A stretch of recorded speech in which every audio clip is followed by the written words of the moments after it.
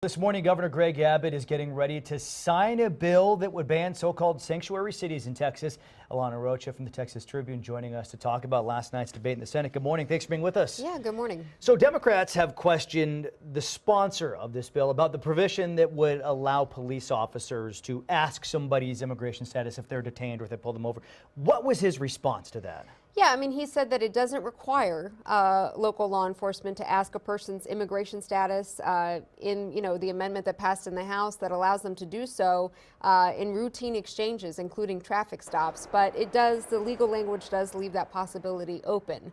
And also further asked if he's going to tell his constituents to carry their papers. He didn't say that, but, Sure. He also wouldn't be subject to it as, somebody who's not Hispanic or maybe potentially profiled, if you will. It's interesting because generally speaking, we tend to see that conservatives and police tend to be simpatico on a lot of issues, but this does not appear to be the case here. No, proponents are saying this is, about the rule of law and that these people entered the country or stayed in the country illegally. But those in law enforcement say, this type of bill will foster fear among the immigrant population, that they maybe will be less willing to come forward in investigations out of fear that they'll, be subject to an immigration status investigation. So the governor, tweeted that he was getting his signing pen warmed up. So, it's pretty clear he's going to sign this into law. But do we think that's actually going to be the end of it once it becomes law? Not at all. In a lot of the exchange last night, you could tell, buzzwords that are Julian Aguilar, a border reporter covering this,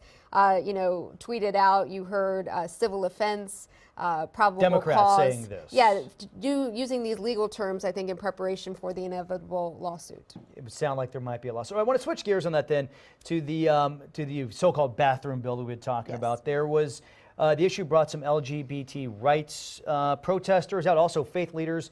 What were they protesting at the Capitol? It was a silent, very peaceful protest. Their prayers were silent. They sang hymns, held signs that says, don't discriminate in our name when it comes to this. And they said, normally faith leaders are coming forward with regard to these bills to express condemnation or judgment. And here they were saying, we're welcoming, and they gave lawmakers a letter signed by 200 other, or a total of 200 faith leaders who think the same.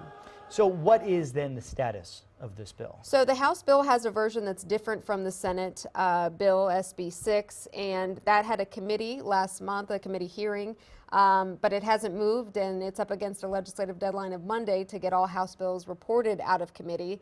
It doesn't seem like that's going to happen, and the Senate bill hasn't really gone anywhere in the House. Can we infer from that maybe not all Republicans are on board with this in the legislature?